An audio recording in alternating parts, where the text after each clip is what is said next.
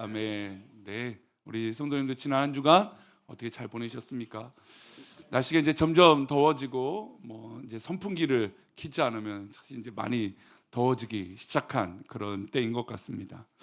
지난주 저는 한 드라마 이야기를 했습니다.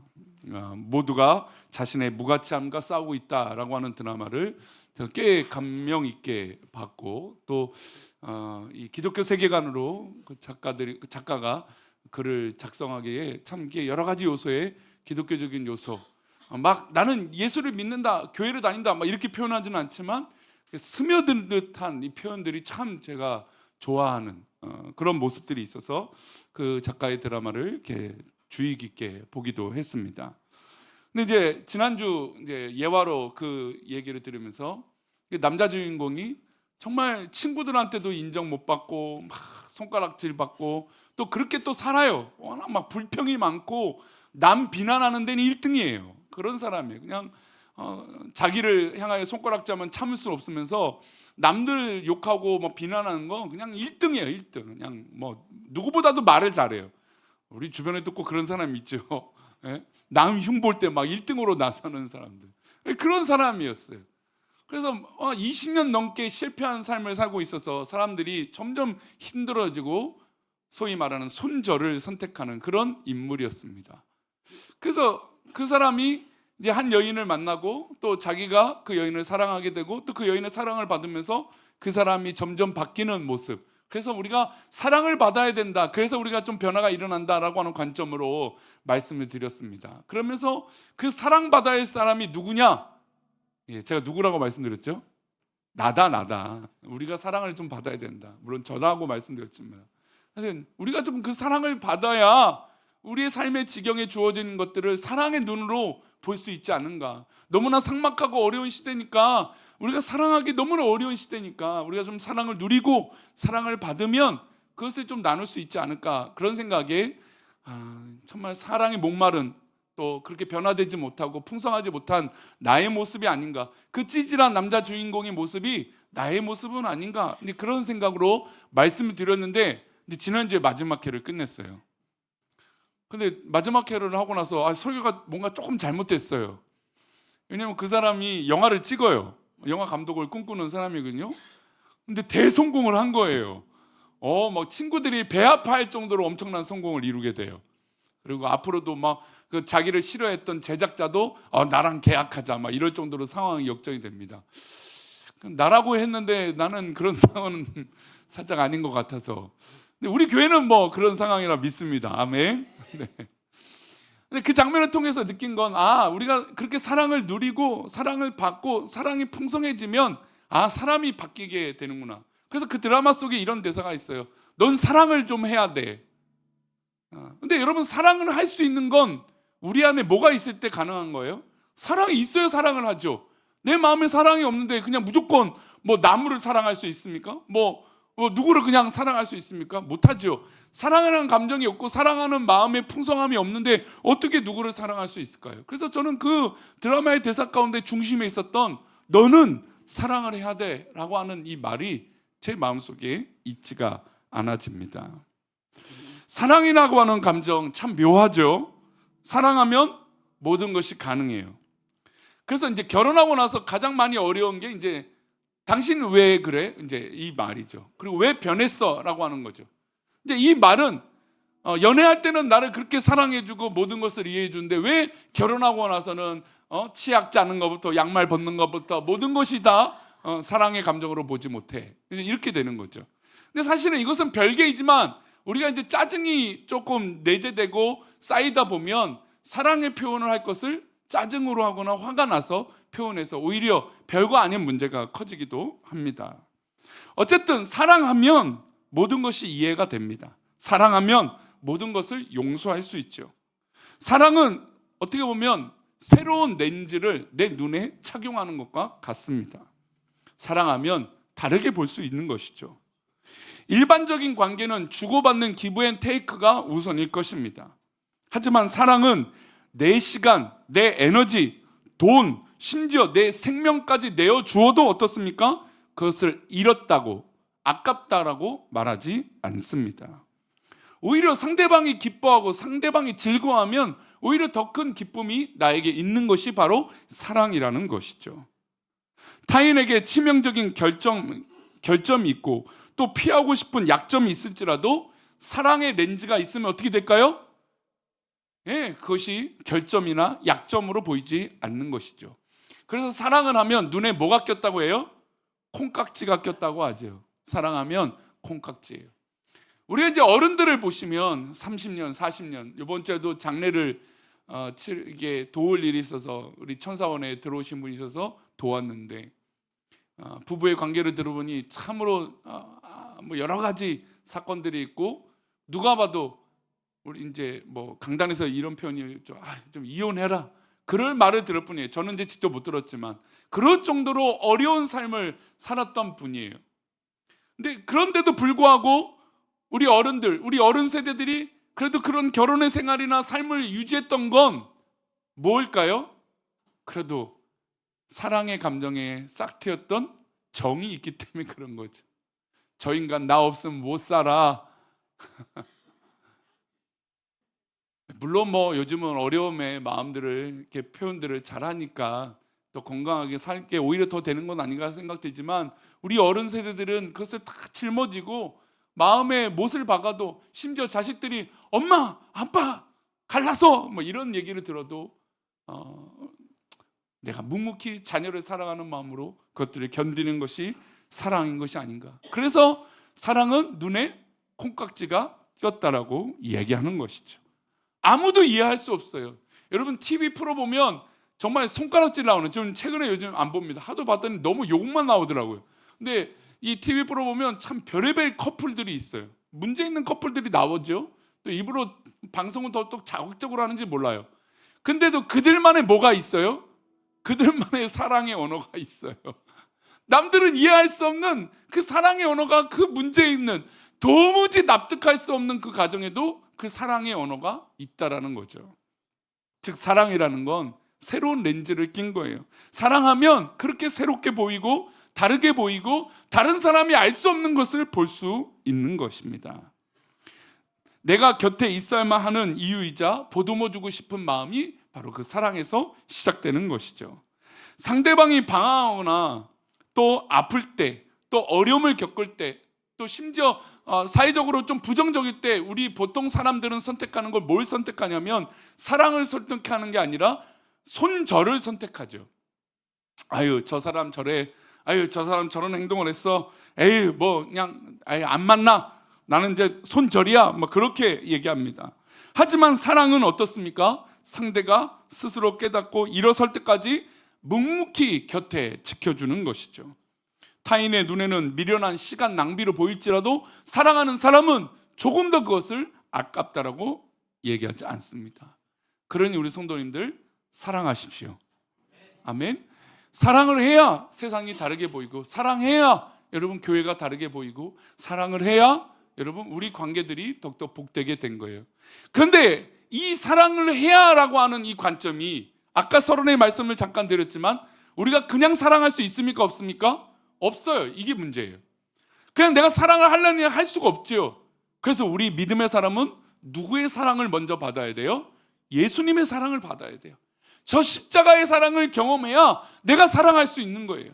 물론 인간적인 사랑도 할 수 있지만 여러분 우리가 잘 알다시피 인간적인 사랑은 한계가 있고 문제들이 있고 또 어려움에 봉착되면 마찰이 일어나게 되기도 합니다. 그러나 영원하신 주님의 사랑을 경험하면 그 사람이 완전히 바뀌는 거예요. 베드로가 그랬잖아요. 베드로가 예수님, 나는 절대로 예수님 곁을 떠나지 않을 겁니다 라고 얘기했지만 예수님을 부인하고 그리고 자신의 삶을 위해서 고향 땅으로 도망갔습니다. 그리고 문을 걸어 잠그고 제자들과 모여서 야 이제 우리 어떻게 사나, 그런 고민을 했던 사람입니다. 근데 예수님이 그를 찾아가셨어요. 그리고 우리가 2주 동안 말씀을 나눴죠. 예수님이 그 베드로에게 뭐라고 물으셨습니까? 네가 나를 사랑하느냐. 여러분 누가 봐도 이 사람은 손절해야 될 사람입니다. 누가 봐도 이 사람은 혼을 내야 되는 사람이에요. 누가 봐도 이 사람은 한번 정말 따끔하게 한번 뒤집어져야 되는 사람입니다. 근데 예수님은 그 사람에게 화를 내거나 뭐라 하시지 않아요. 어떻게 보면 더 엄중한 것이죠. 그러나 그것을 우리는 뭐라고 얘기합니까? 사랑의 체험인 거죠. 베드로가 예수님의 질문을 묻습니다. 대답합니다. 네가 나를 사랑하느냐? 예, 주님, 내가 예수님을 사랑하는지 예수님께서 아십니다라고 하는 질문을 3번을 하게 됩니다. 마치 자기가 예수님을 3번 부인했던 것처럼 예수님이 3번 질문하셨고 그것을 뿌리 깊게 깨달았습니다. 아, 예수님이 나를 사랑하시는 것이구나. 내가 여태까지 예수님이 좋아서 따라다녔다라고 생각했던 그 제자의 삶이 아니라 예수님이 나를 사랑하셨기 때문에 내가 그렇게 살아가고 있는 것이구나. 그것을 깨달은 것이죠. 그래서 예수님 뭐라고 하십니까? 내 양을 먹이라, 내 양을 치라. 그 사랑을 경험하니까 사명자가 되는 거예요. 그 사랑을 경험하니까 믿음의 삶을 살 수 있는 거예요. 여러분, 그 사랑을 받으니까 삶이 다른 삶을 살 수 있다는 것이죠. 그래서 베드로가 이때부터 삶을 다르게 살게 되고 성령을 받으니까 완전히 뒤집어지는 사람이 돼요. 저는 이번 수련회가 그런 수련회가 됐으면 좋겠어요. 여러분, 제가 올 한 해 우리 교회 성도들과 함께 표로 삼고 있는 빛이 되어라고 하는 게, 여러분, 우리가 자꾸 내가 빛이야 라고 생각하면 여러분 그 빛은 힘을 잃게 돼요. 그러나 내 안에 예수 그리스도의 빛이 있으면, 그 사랑이 있으면 빛이 나는 거예요. 우리 성도들이 좀 그렇게 됐으면 좋겠어요. 억지로 내가 막 힘을 내서 짜내서 마치 세상에서 우리 일하는 사람들이 쥐어짜듯이, 정말 어떤 사람들이 그렇게 말하더라고요. 마른 오징어도 쥐어짜면 뭐가 나온다고요? 예, 그렇게 사람을 괴롭혀요. 그렇게 해도 된다고 생각하는 거죠. 그러나 우리는 그렇게 움직이는 게 아니라 주님의 사랑으로 말미암아 그 사랑이 그저 흘러나가는 것이죠. 그래서 저는 이번 수련회도 그렇고 우리 성도들의 삶이 그냥 내가 뭘 해야지 그래서 하는 게 아니라 내 안에 은혜가 너무 풍성하고 내 안에 사랑이 너무 풍성하고, 그래서 사랑을 하니까 삶이 막 풍성하고 새롭게 보여지는 그런 은혜가, 그런 따뜻함이 있기를 축원합니다. 요한일서 4장 19절은 분명하게 우리에게 가르쳐주고 있는 말씀이 있어요. 함께 읽어볼까요? 우리가 사랑하면 그가 먼저 우리를 사랑하죠.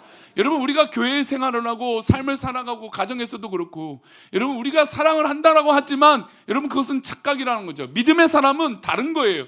신앙은 다른 거죠. 주님의 사랑을 받았으니까 우리가 사랑할 수 있다는 것이죠. 그리고 우리는 사랑이 그래서 제한적이거나 한계가 있다라고 말하지 않아요. 세상은 사랑이 시간이 있다라고 말하고 한계가 있다라고 말하지만 믿음의 사람은 사랑에 한계가 없는 것이죠.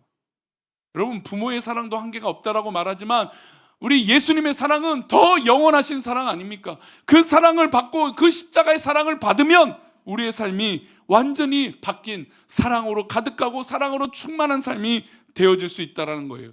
근데 여기서 문제를 제기하는 사람은 꼭 남들이 사랑해 주기를 바라는 사람들이 있어요. 여러분, 저는 이것도 바뀌어야 된다고 생각해요. 여러분, 내가 예수님의 사랑을 받으면 나도 사랑할 수 있어요. 언제까지 사랑을 구걸하는 사람이 되고 나를 언제까지 인정해 주는 사람이 되어져야 됩니까?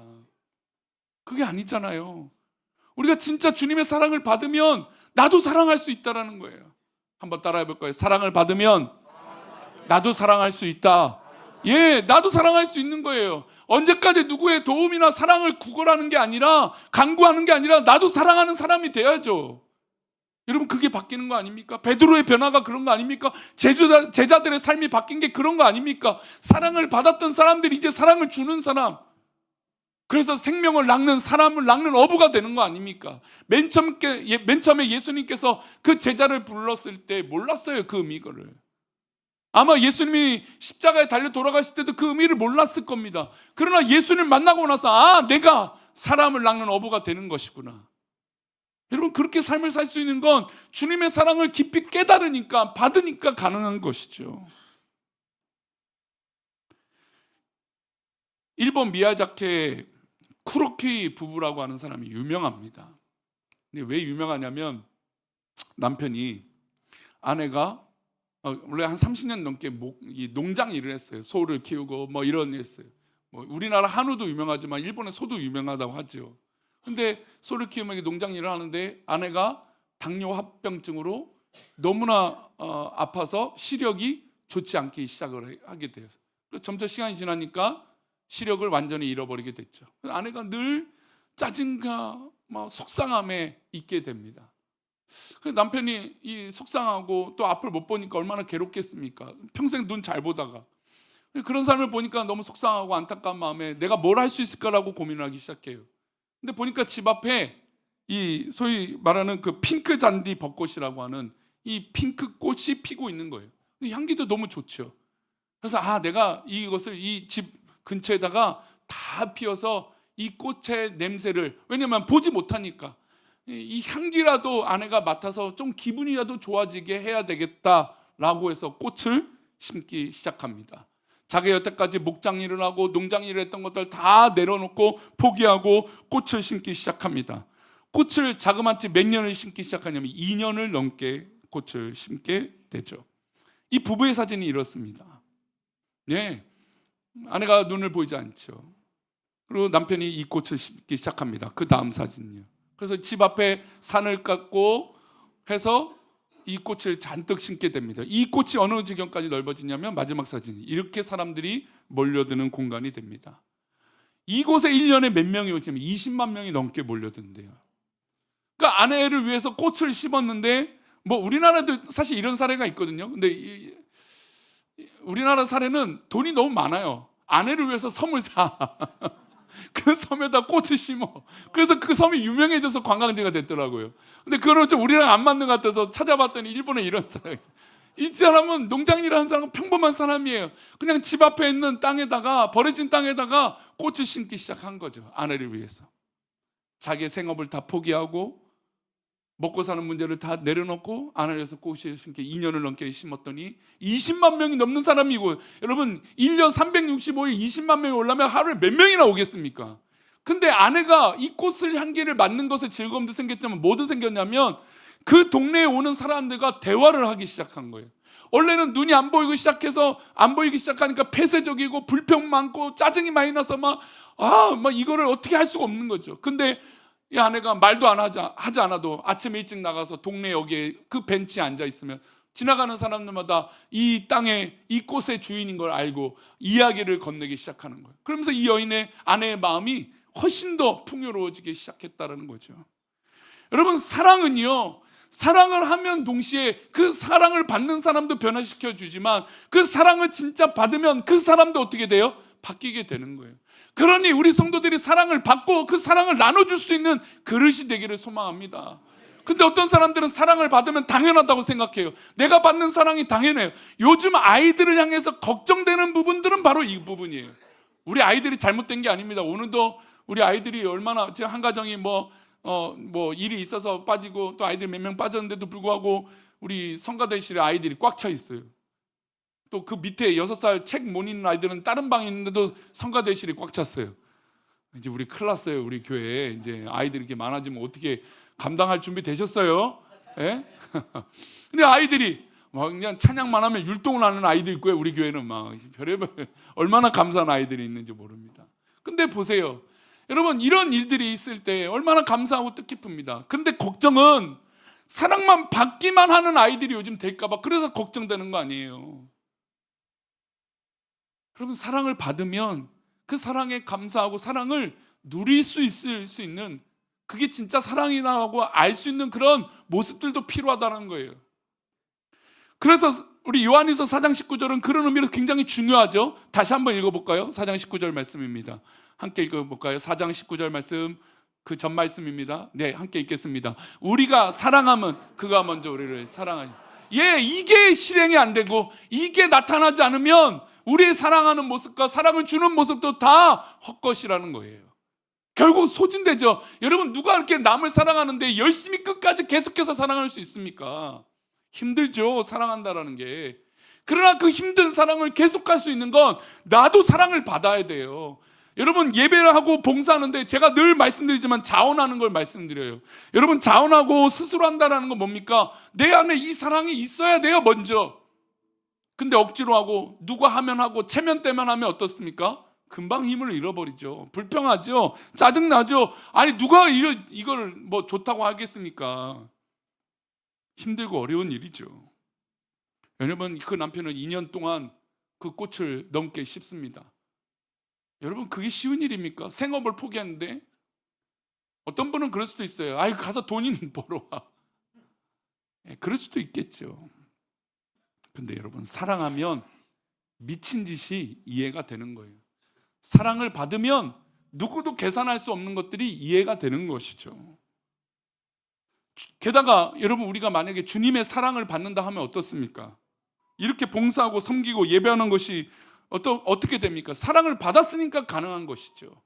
그런 우리 성도님들 정말 주님의 사랑을 받으시기를 축원합니다. 그래서 저는 세상 사람들이 이해 못하는 거예요. 마치 문제 있는 부부가 그들만의 사랑의 언어로도 대화하는 것처럼 아무리 문제 있어도 그런 거죠. 그들만의 언어가 있다라는 거예요. 그런데 우리만의 주님과의 사랑의 언어가 있지 않습니까? 그 사랑의 언어는 뭡니까? 십자가 아닙니까? 십자가.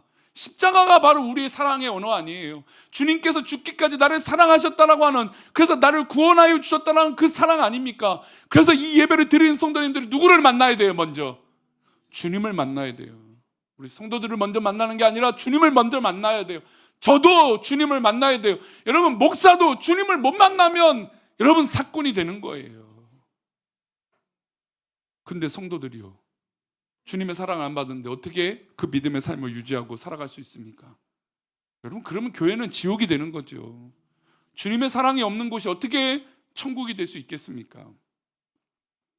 이 사랑으로, 이 사랑 안에 거할 때 우리는 더 건강하게 사랑하며 살 수 있는 것이고 믿음의 삶을 살 수 있는 것입니다.